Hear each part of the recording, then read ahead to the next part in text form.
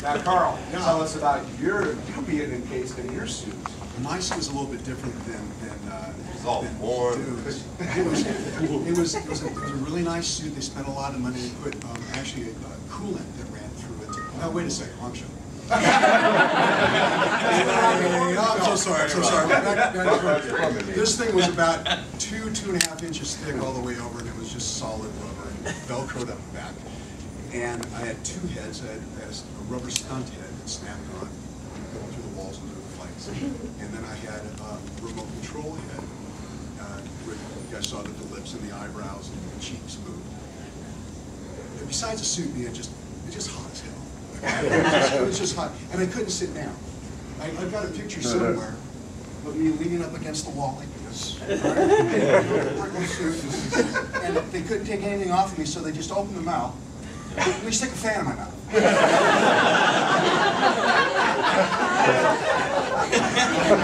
Let me go, how's that? Great, from here to here.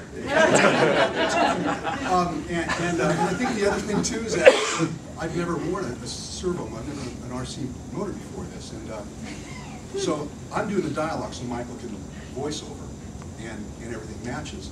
But I've got 3 guys on remote controls doing this. One guy's got my lips, and one guy's got my eyebrows, and one guy's got my cheeks. And I'm trying to do dialogue, and all I hear is, and I'm looking at these eyes and his eyebrows going, so, yeah. I almost didn't get the part because they liked the size that I was in my eyes, but I had this thing here. No? And if you notice, the Ben Grimm nose is about here, right? So they went, no, I don't think it's going to work, you know? And I went, wait a second, look at this. So I spent 12 hours a day like this. Wanted the job. Wanted the job. Wanted the job. Steady work's hard to find. They had made the suit first, right? They made the suit. They made the suit to specs for that. They made the head specs for the comic book. They fit the suit to me, but that's it. And the nose was here. I have to tell you, Carl is probably one of the top stuntmen in the business. He's done everything, and when I got the role of Ben Grimm, I was really looking forward to being in the suit, and I found out that he got the role. I was like, what? I was like, crazy. But working with him, he's so generous and he's great with actors. He's a great actor himself, and it's just great because we got to collaborate on like how we do a scene, and it just wonderful. Did you guys talk about sort of Michael and I have done a couple of picture sets, and again, it's always a blessing to be able to meet these people along the way and have them in your life. Talking about that suit, the guys, give credit to the artist that made that suit. Yeah, because John Volich and those guys were out for it. Because we talked about Avalon 5. We talked about the character of Ben Grimm and the thing. It's the guy. It's not just when I talk to him. It's the guy. It's not just just clock time. He's an outcast. He's a wounded character. And we had to show that some of that in his face when he's out there in the world. Trying to deal with all the demons and they did such a brilliant job. I mean, this is brilliant. And with servo motors, and they got rid of and with Carl's, body language and everything that went with it, just worked. Those guys were champs, and I remember that one memory I have is just of them being really into making this work. Even with the limited resources, they did everything to be doing it. And that excitement really, came to us. And all of us were really happy that Rebecca was here.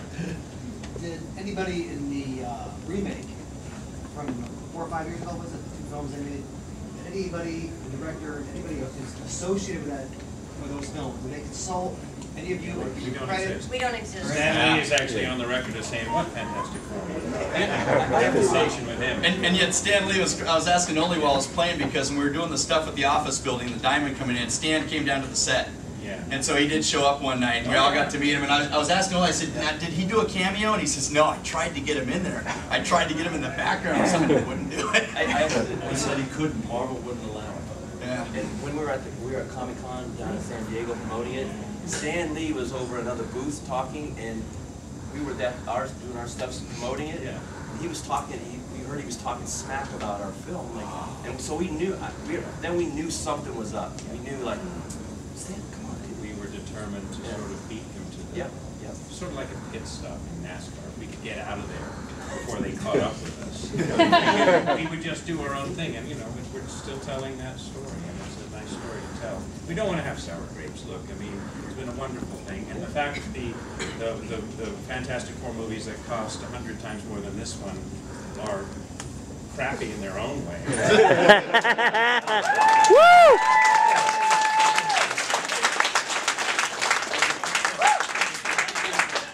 And they tend to skew those pictures towards big special effects. And that's all good. But, as a filmmaker and as actors and actresses, this group right here is all about character, storytelling, humanity. I mean, even though it's a comic book, there's a lot, I feel like that we got that in this movie. There's a lot of humanity in this film and a lot of character development in this film. And at the end of the day, you can have all the, biggest, best special effects in the world, but if you don't give a damn about the people in it and what happens to them, what good it's all. Jay's performance is a classic comic performance. I mean, it's just beautiful, and he's not self-conscious, and he was a young, beautiful, energetic boy, and he still is a lovely, energetic young man. We don't have to share the room anymore, which is it was just a beautiful comic performance, which that balanced what Joseph was doing in his melodramatic range, and then you see the one thing that Michael and I had in common in the characters is that we're dumbstruck by love. You can see it, and that's a kind of a nice thing. That the one thing that gets us is genuine human emotion. My first and only love, any kind of love interest. I've been killing women in division for the last time. You should have told them we have three. We got a question right there. It's not a question. I know that the remakes have bigger budget, they have slightly better effects. They will never have the heart that you guys put out in this movie.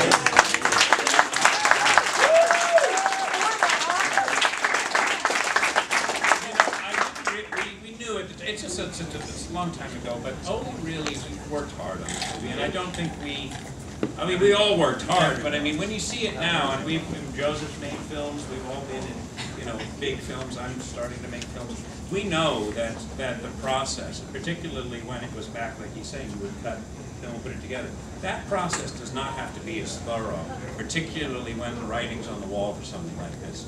And I think that the film actually, it just plays so much better now than perhaps it was expected to then.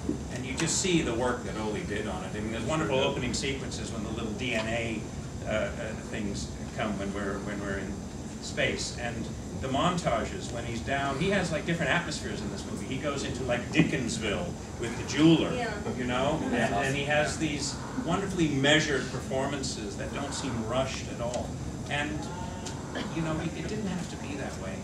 And so anyway, it's a long time between pats on the back here, but Ole just did a wonderful job assembling this film. And the story that I always tell is They really ran with it. Our characters, though, I mean, we're so close in real life to the characters that we were playing that so much of it seemed. Except for one of them. I mean, it's a story that I tell, but it was really funny because from the beginning, Alex was always, kind of the leader when we were there, and everything was going a mile a minute between us. And Michael, I think it was his first film, and was just this innocent, gentle giant, and so it was just so Ben. He had all this strength, but then all this beauty. And Jay and I mean, he just reminds me so much of my brother. Plus, we were neighbors. And so he and I were just always playing and goofing around. It was just like We played such a- games. I remember the dressing room. We were at Concord. I mean, at the studio there, filming nights and stuff. And so we'd bring games, and we just sit in our rat-infested rooms and play games. Even that scene, you know, like when the doctors come in and like we're, you know, doing liar's poker, like that's what we would really sit around doing in between, and so it just kind of went into the movie. Oh, a lot of that got in the movie. The Jackson Line and the cards. We were doing that, and then, you know, Joseph was just so grand and mysterious, and it was, so it was really, I was brooding in my dressing room.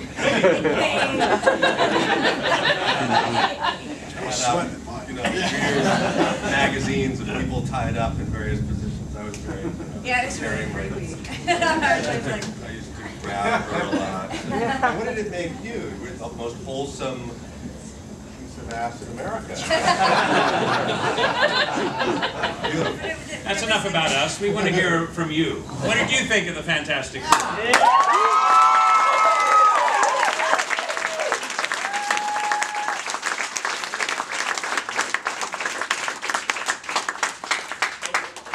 Ole, isn't it true that the jeweler, you tried to get the Mole Man? Is that true? It was supposed to be originally that the Mole Man, Marvel wouldn't give up those rights. That's correct. That makes, because even my daughter is trying to figure out what the jeweler had to do with He was anything in the movie. They told us that we couldn't use it.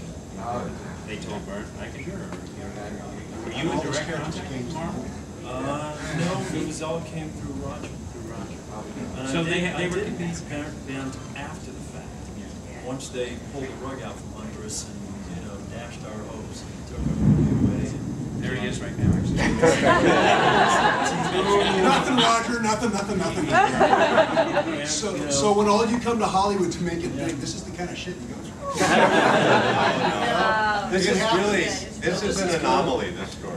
Anyway, it's very singular. Yeah. It doesn't happen, and it's odd, and it does stand alone. Kind of very strange Hollywood lore.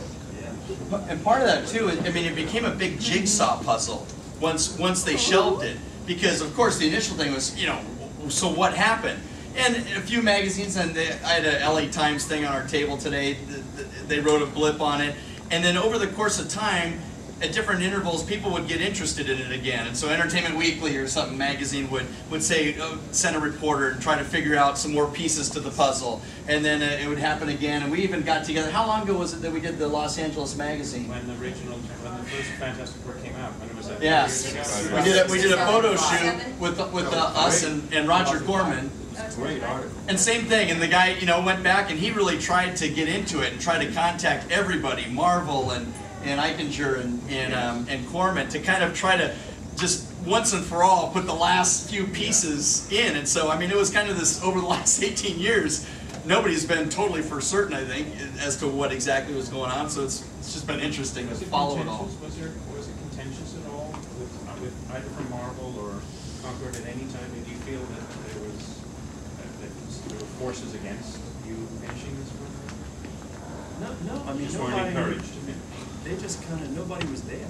Nobody was They just there. backed away. And I think what you were saying earlier, I didn't really think about it until you just said it all this time, how Roger was playing his hand on this thing. Because I'm sure he had some weird thing in the contract that said you could go shoot the film, but you can't finish the film, and he would just let us finish the film. He was really smart. You just brought this up. I just realized Let's do a good job on this. he called me after the fact, after the whole thing was pulled and shelved and so on and so forth. Roger called me and said, and he's got this very interesting way of speaking. Roger, what's going on? He said, I just want to thank you guys for doing a great job. I said, how much did you actually make, Roger? Well, I got you $1 million. Did he tell you? Yes. Wow. Yes. So, Did he and pay to I don't work know if he on was, it? I don't know if he was half joking or what, No, but my guess is, known Roger, I'm still front running, believe it or not. But it wasn't Anybody who gets a check for $1 million in Hollywood, you try to remain friends with. He, I'm sure, just what you were saying, kind of played it, and all of a sudden, I think now, it just occurred to me that He could do more with a he good said, movie. yeah, hey guys, I'm going to release this movie in the Mall of the Americas. What do you think about that? And they probably came